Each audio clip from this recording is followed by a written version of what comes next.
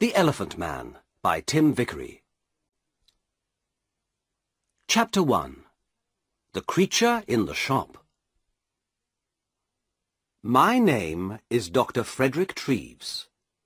I am a doctor at the London hospital. One day, in 1884, I saw a picture in the window of a shop near the hospital. I stopped in front of the shop and looked at the picture. At first, I felt interested. Then I felt angry. Then afraid. It was a horrible, ugly picture. There was a man in the picture, but he did not look like you and me. He did not look like a man. He looked like an elephant. I read the writing under the picture. It said, "Come in and see the Elephant Man, 2 pence. I opened the door and went in. There was a man in the shop. He was a dirty man in an old coat with a cigarette in his mouth. "What do you want?" he asked. "I'd like to see the Elephant Man, please," I said. The man looked at me angrily. "Well, you can't," he said. "The shop's closing now. You can come back tomorrow." "I'm sorry," I said, "but I would like to see him now. I have no time tomorrow. I have a lot of work to do. But I can give you more than 2 pence. The man looked at me carefully. Then he took the cigarette out of his mouth and smiled with his yellow teeth. "All right, sir," he said. "Give me 12 pence, then." I gave him the money, and he opened a door at the back of the shop. We went into a little room. The room was cold and dark, and there was a horrible smell in it. A creature sat on a chair behind a table. I say a creature, because it was not a man or a woman, like you or me. The creature did not move or look at us. It sat very quietly on the chair, in the cold, dark, dirty room, and looked at the table. The creature had a cloth over its head, because of the cold. On the table in front of it, there was a dead flower.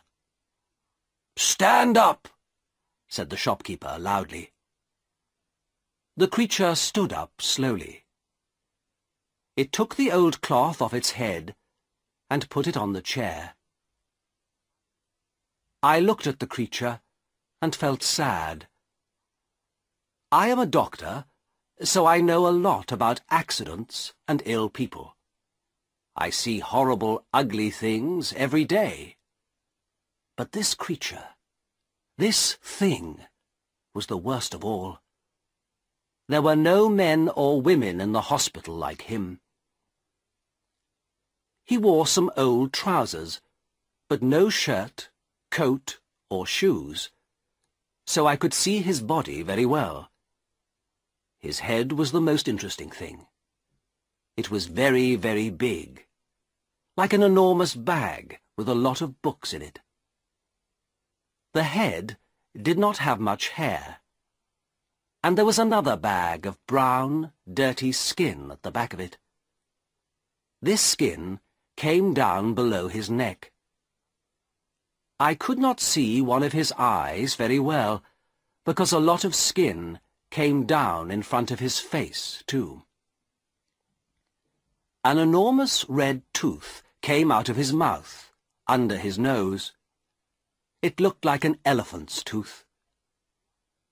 The mouth and nose were like holes in the face.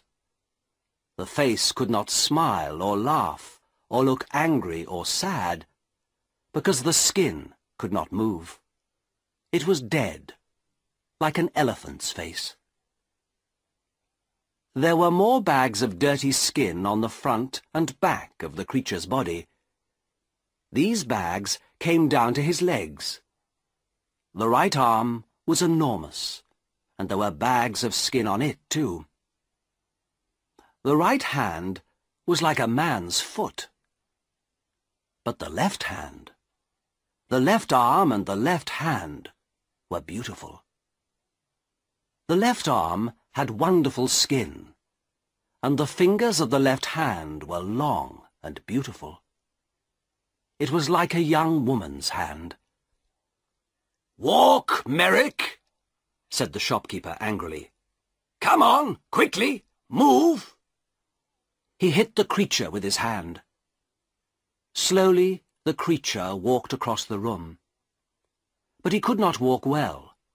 His legs were very big and fat, and he had a bad back. He could not walk far without a stick. "All right, thank you," I said. "Let him sit down. I don't want to see any more." I felt ill, and the smell in the room was very bad. "Yes, sir," said the shopkeeper. "Sit down, Merrick."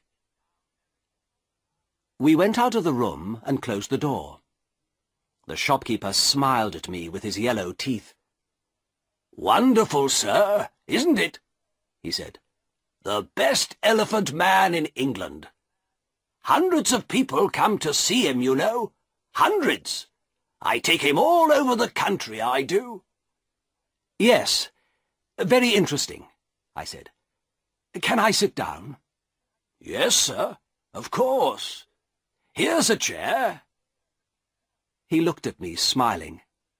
"Would you like a glass of water, sir?" "Yes, please," I said. Then I looked at the things in the dirty shop. There were 2 or 3 bad apples, and some old black bananas. That was all. No. No, thank you. I'm all right," I said. Did you call the creature Merrick?" "That's right, sir. Joseph Merrick. The best elephant man in England. I take him all over the country, you know. Lots of people want to see him." "Yes, I see. Do you get a lot of money?" "Well, sometimes we do, sir. Yes. But it's difficult, you see, sir, because of the police. The police don't like us, you see, sir. So we can't stay in a town very long.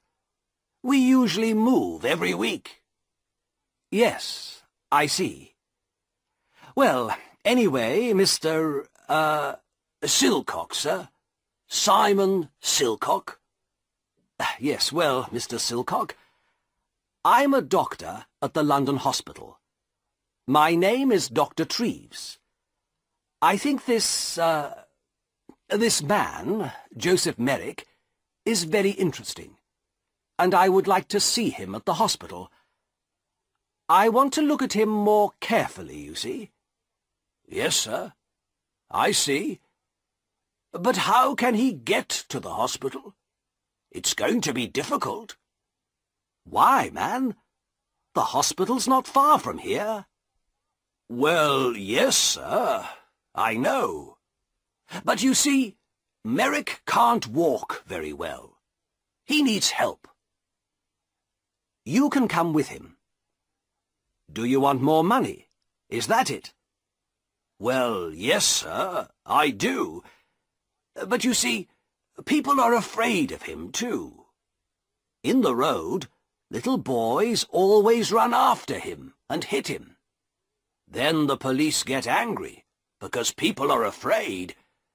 Sometimes they take us to prison." "I see," I said. "Well, how can he come to the hospital, then?" "Bring a cab, sir," said Silcock. "You can take him to the hospital in a cab."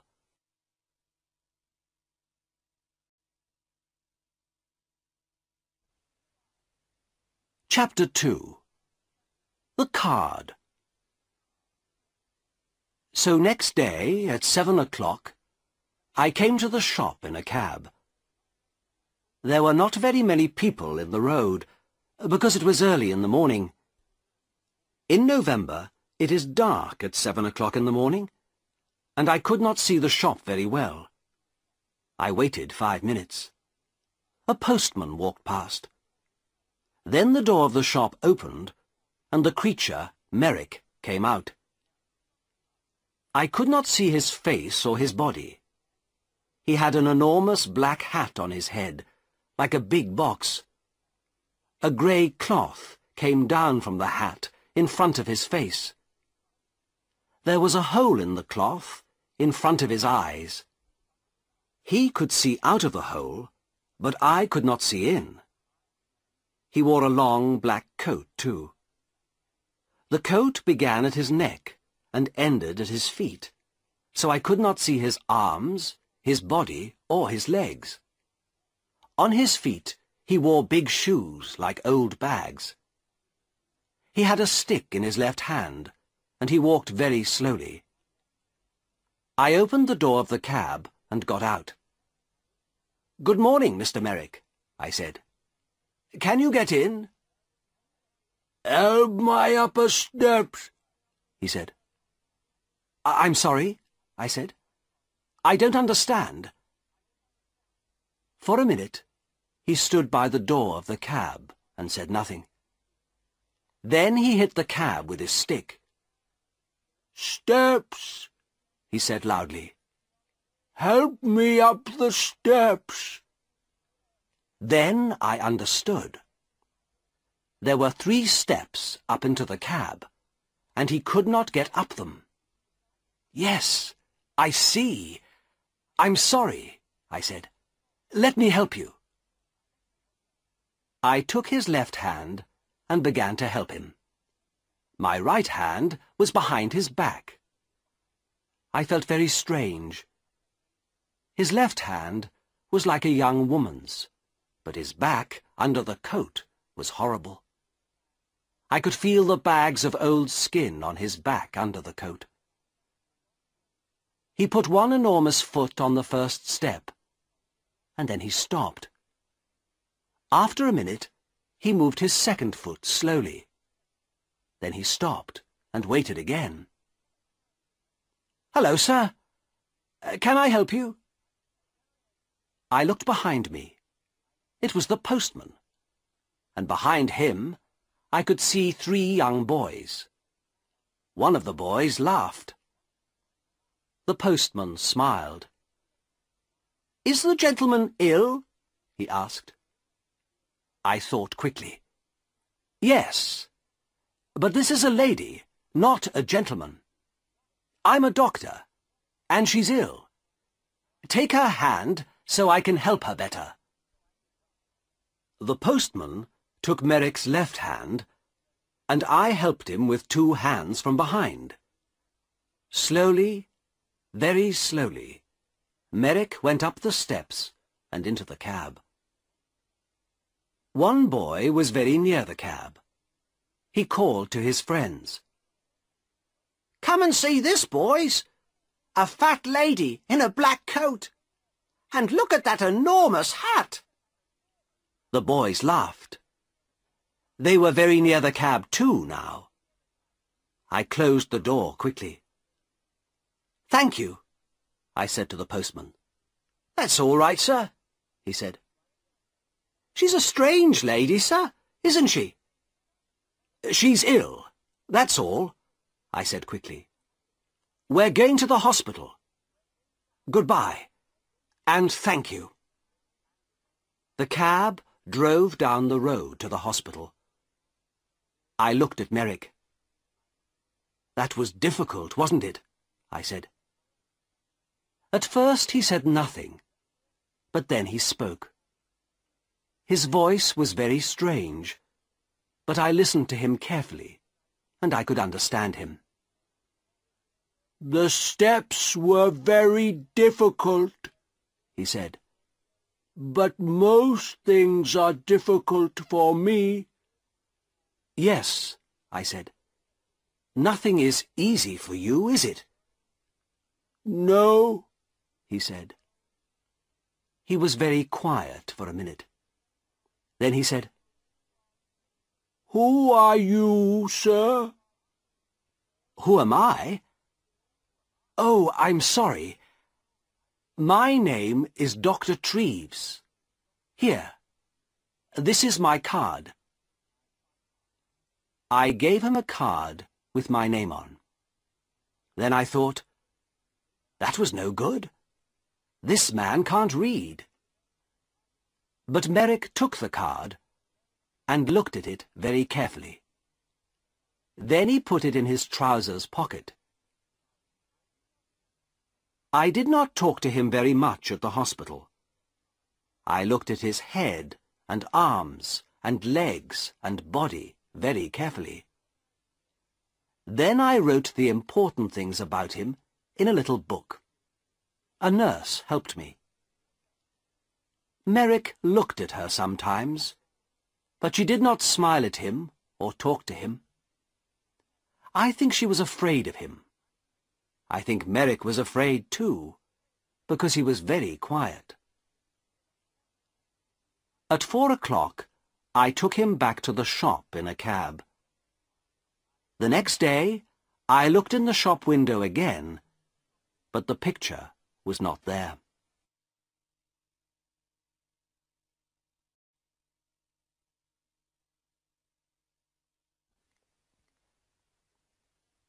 Chapter 3. A Letter to the Times. I did not see Merrick again for 2 years. Then, one day, the police found him. He had my card in his hand, so they brought him to the London hospital. He was very tired, hungry, and dirty, so I put him to bed in a quiet little room. But he could not stay at the hospital. He was not ill, and of course the beds in the hospital are for ill people. We have no beds for hungry people or ugly people. I told the hospital chairman, Mr. Carr Gom, about Merrick. He listened carefully. And then he wrote a letter to the editor of the Times newspaper. From the Times, December the 4th, 1886. A letter to the editor. Dear Sir, I am writing to you about a man in our hospital. He needs your help. His name is Joseph Merrick, and he is 27 years old. He is not ill, but he cannot go out of the hospital because he is very, very ugly. Nobody likes to look at him, and some people are afraid of him. We call him the Elephant Man. 2 years ago, Merrick lived in a shop near the London hospital. For 2 pence, people could see him and laugh at him. One day, Dr. Frederick Treves, a hospital doctor, saw Merrick, brought him to this hospital, and looked at him carefully. Dr. Treves could not help Merrick, but he gave him his card. Then the shopkeeper, Silcock, took Merrick to Belgium. A lot of people in Belgium wanted to see him, and so after a year, Merrick had £50. But then Silcock took Merrick's £50, left Merrick in Belgium, and went back to London.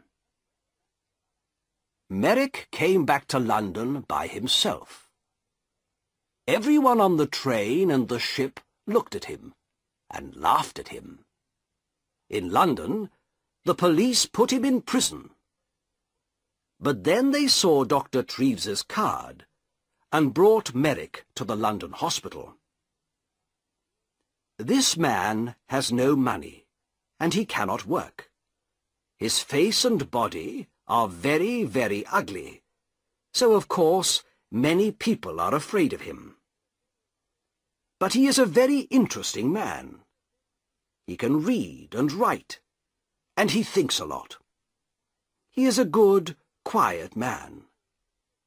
Sometimes he makes things with his hands and gives them to the nurses because they are kind to him. He remembers his mother, and he has a picture of her. She was beautiful and kind, he says. But he never sees her now. She gave him to Silcock a long time ago. Can the readers of the Times help us? This man is not ill, but he needs a home. We can give him a room at the hospital, but we need some money. Please write to me at the London Hospital. Yours faithfully, F.C. Cargom, Chairman of the London Hospital. The readers of the Times are very kind people. They gave us a lot of money. After 1 week, we had £50,000, so Merrick could live in the hospital for all his life. We could give him a home.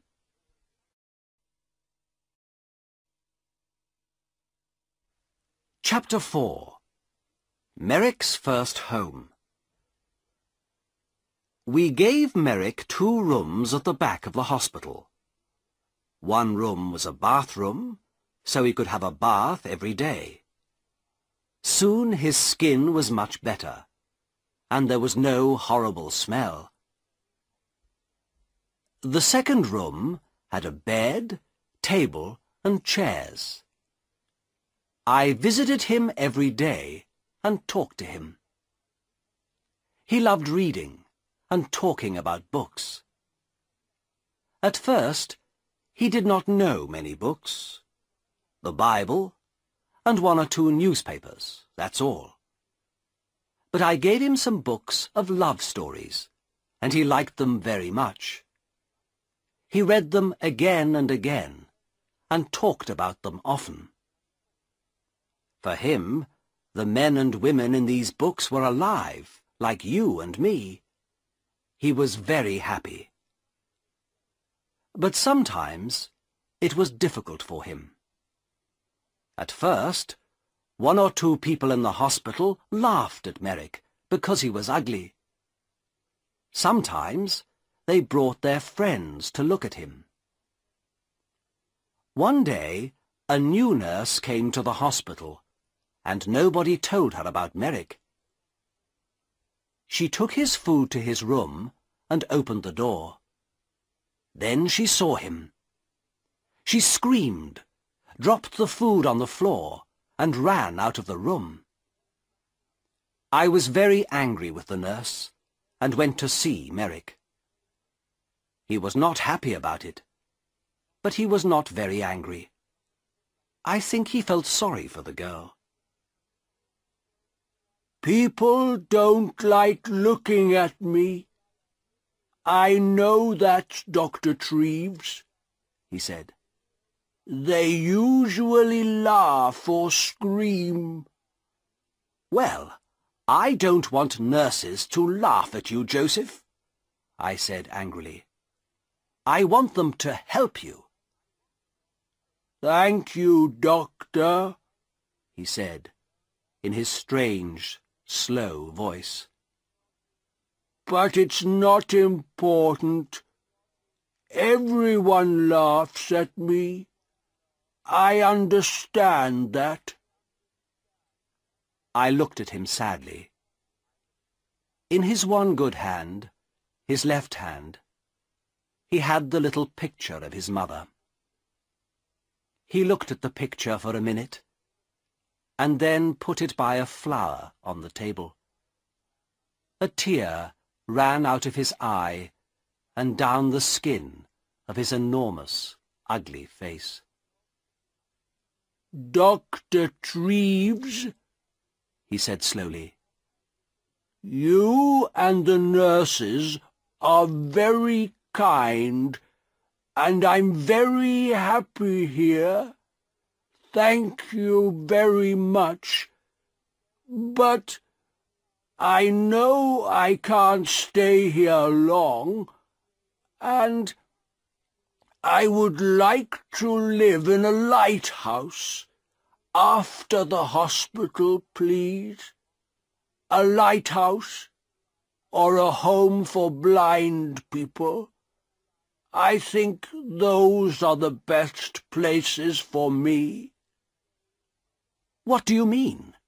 I asked. "Why?" He did not look at me. He put the flower on the picture and looked at it carefully. "Lighthouses have sea all round them, don't they?" he said. "Nobody could look at me in a lighthouse, so I would be happy there. And blind people can see nothing, so they couldn't see me, could they?" "But, Joseph," I said, "this is your home. You live here now. You aren't going to leave the hospital." "Not today, perhaps," he said, "but soon.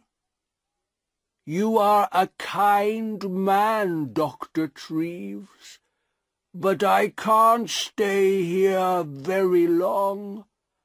I have no money." I smiled. "Joseph," I said, "this is your home now. Don't you understand? You can stay here all your life." Very carefully, I told him about the letter to the Times and the money. I don't think he understood at first, so I told him again.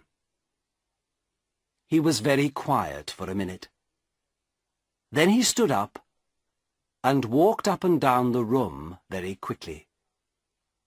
A strange sound came from him, like laughing.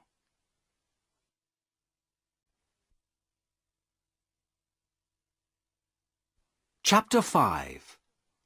An Important Visitor.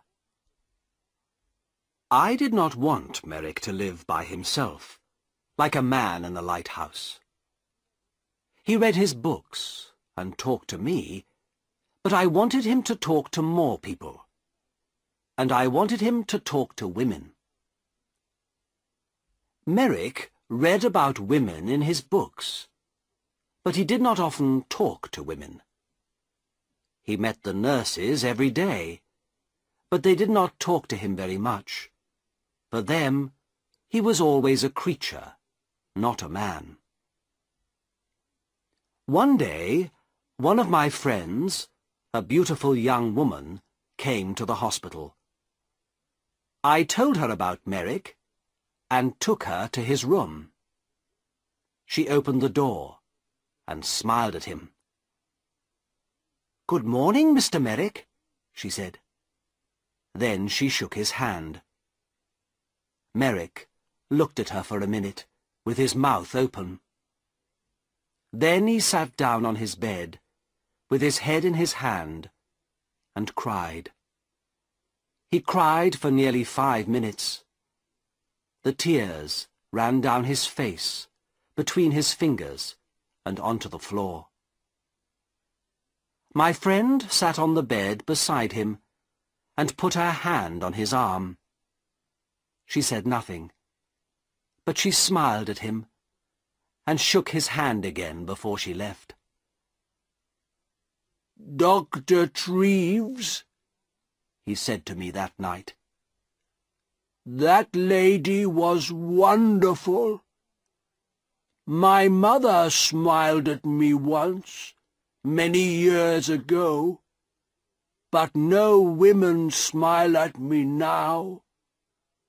But this lady smiled at me too, and she shook my hand.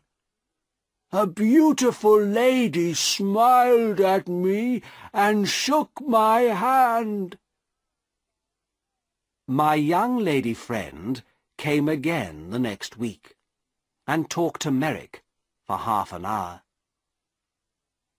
The week after that, she came again with a friend. They gave him some books and had a cup of tea with him. It was wonderful for him. For the first time in his life, he had some friends. He was a very happy man. He sat in his room and read his books and said no more about living on a lighthouse.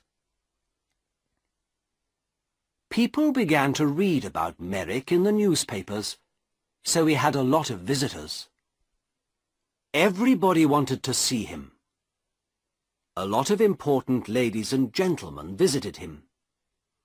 They smiled at him, shook his hand, and gave him books. Merrick liked talking to these people, and he began to forget about his ugly body. His visitors never laughed at him. He began to feel like a man, not a creature. One wonderful day, a very important lady came to the hospital to visit him. I met the lady and took her to his room. Then I opened the door and smiled at him. "Good morning, Joseph," I said. "There is a new visitor to see you today, a very famous lady." Merrick stood up beside his table. He did not smile, because his face could not smile, but his eyes looked happy. "That's good," he said. "Who is it?" I moved away from the door, and the visitor walked in. "Your Majesty, this is Joseph Merrick," I said. "Joseph, this is Her Majesty, Queen Alexandra, the Queen of England." Queen Alexandra smiled at him. "How do you do, Mr. Merrick?" she said. "I'm very pleased to meet you."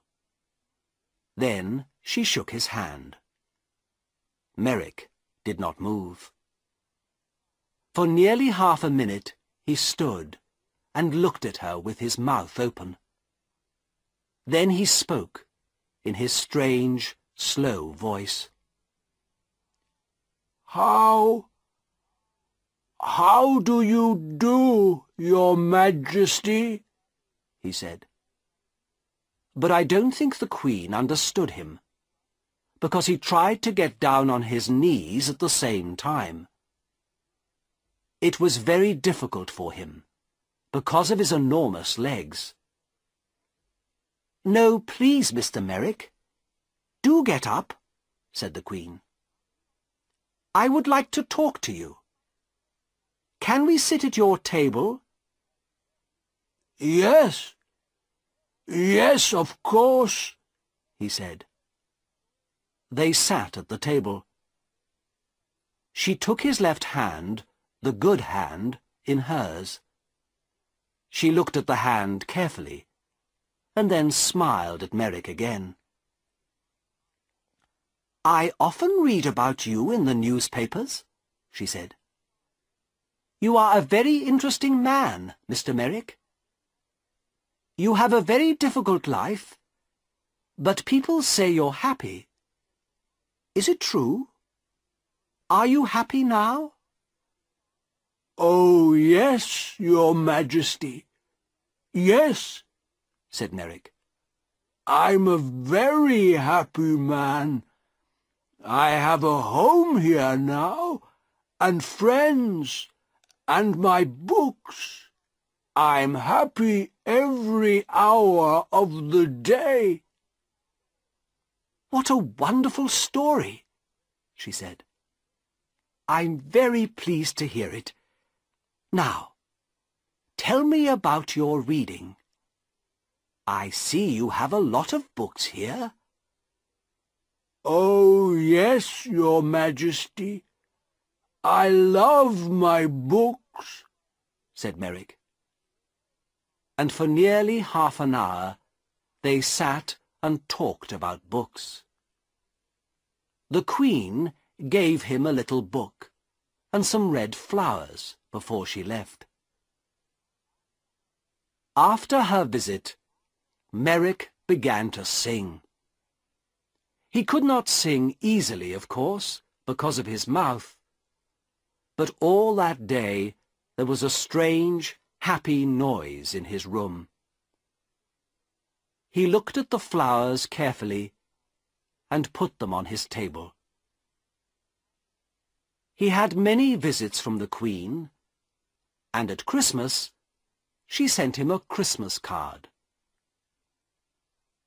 Windsor Castle, the 20th of December, 1888. Dear Joseph, here is a small Christmas present for you. I think it looks like me, doesn't it? I do like visiting you very much, and I am going to come to the hospital again in the new year. Happy Christmas, your friend, Alexandra.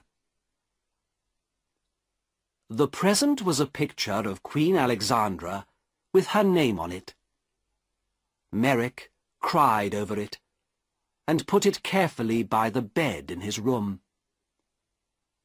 Then he sat down and wrote a letter to the Queen. It was the first letter of his life. The London Hospital, 23rd of December, 1888. My dear Queen, thank you very, very much for your wonderful card and the beautiful picture.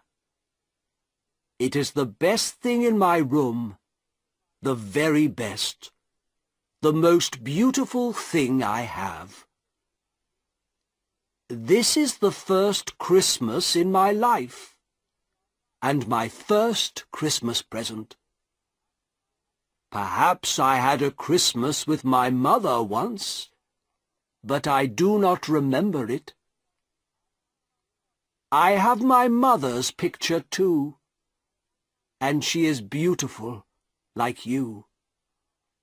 But now I know many famous ladies and kind people, like Dr. Treves, and I am a very happy man. I am happy too, because I am going to see you in the new year. Happy Christmas to you, my dear friend. With all my love, Joseph Merrick.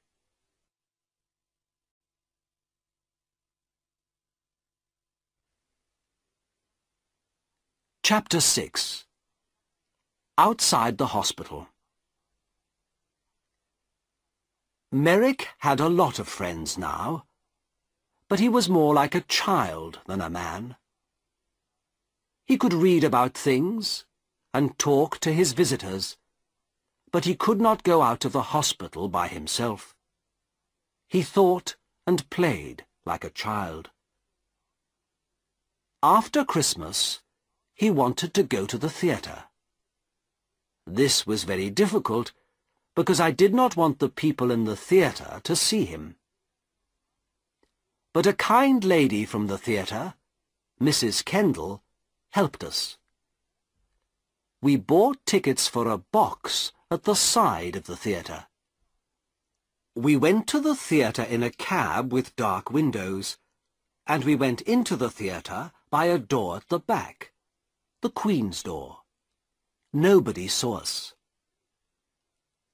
3 nurses sat at the front of the box, and Merrick and I sat in the dark behind them. Nobody in the theatre could see us, but we could see the play. It was a children's Christmas play. Merrick loved it. It was a most wonderful, exciting story.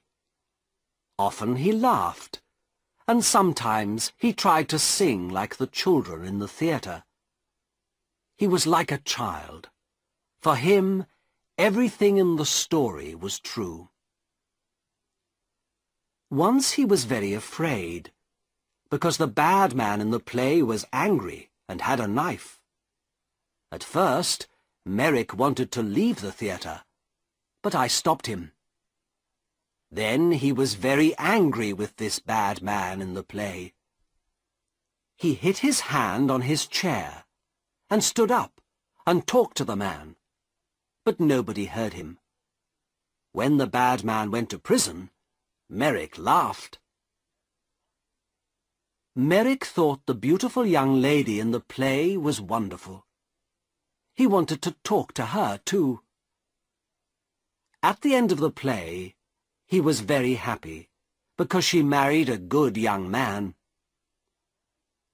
He remembered this play for a long time, and he talked a lot about the people in it. "What do you think they did after we left?" he asked me. "Where do the young lady and the young man live? What are they doing now?"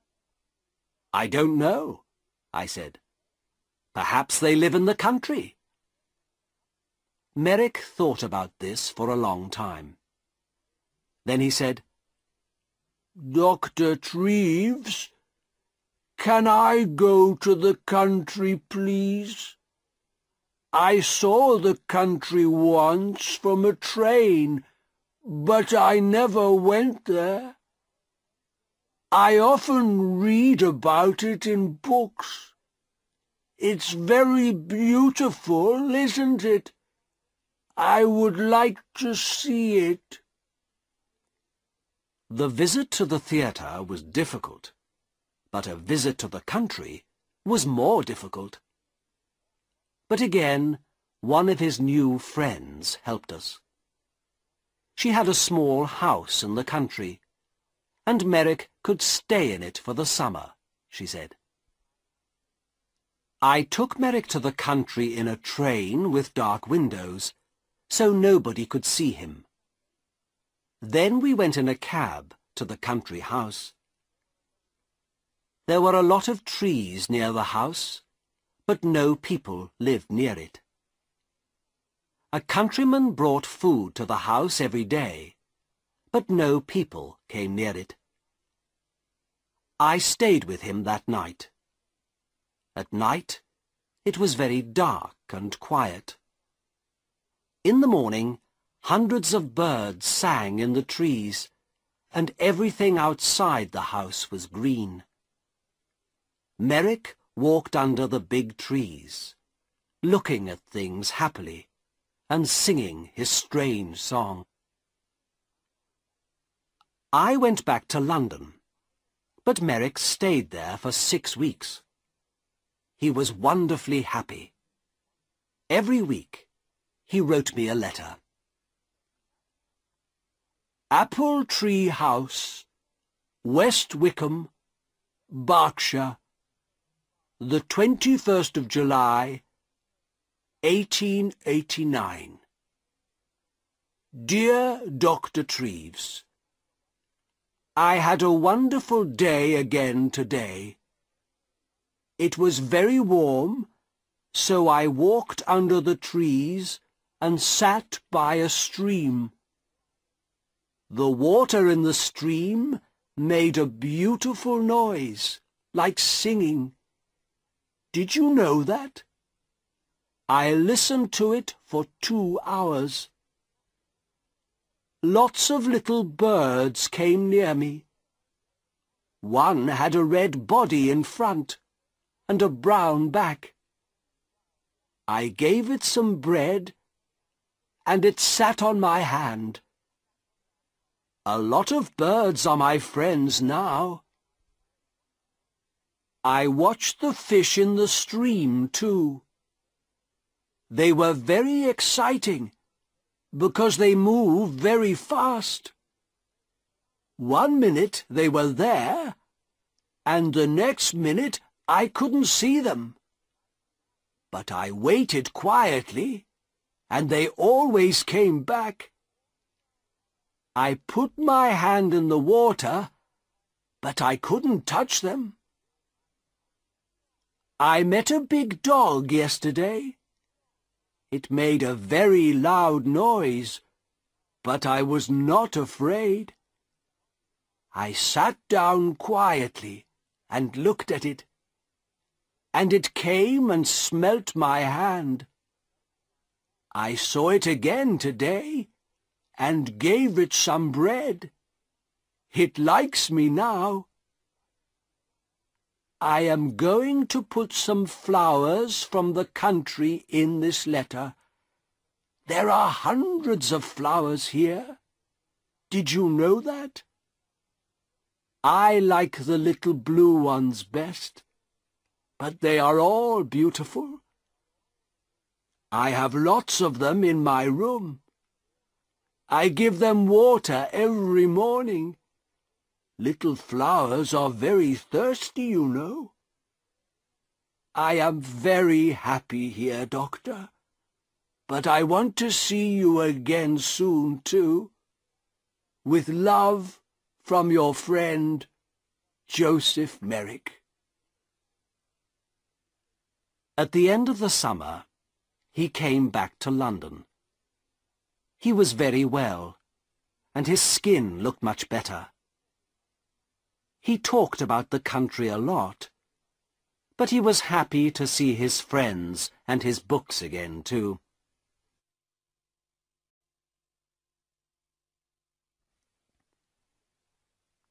Chapter 7. The Last Letter. 6 months later, in April 1890, I found him dead in bed.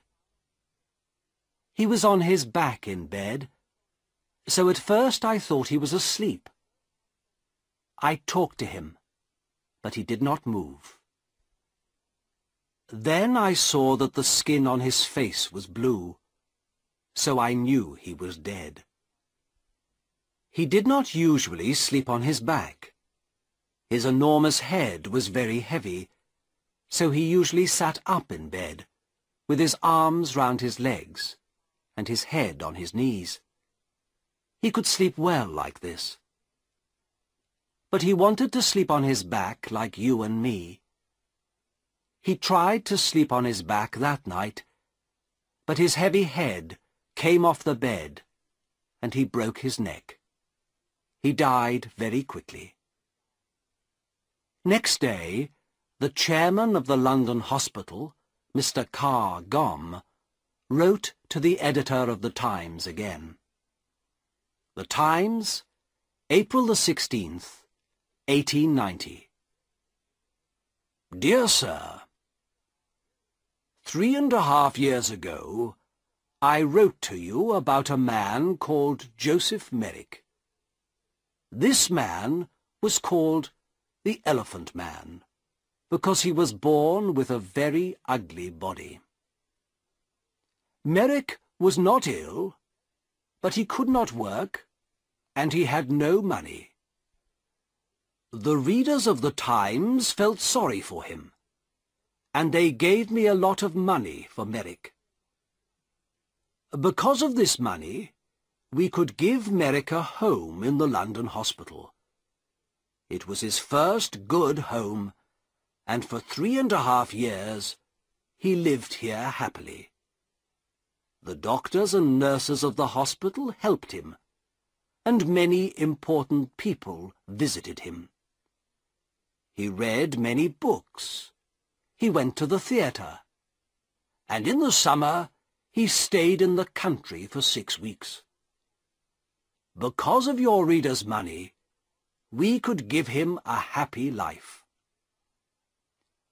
Last night, Joseph Merrick died quietly in his bed. He was a man with a very ugly body, but he was a good, kind man, and he had a lot of friends. We like to talk to him, and we are all very sorry because he is dead. A lot of people are going to remember him for a long time. There is some money left, so I am going to give it to the hospital. Thank you, sir, for your help. Yours faithfully, F. C. Carr Gomm, chairman of the London Hospital.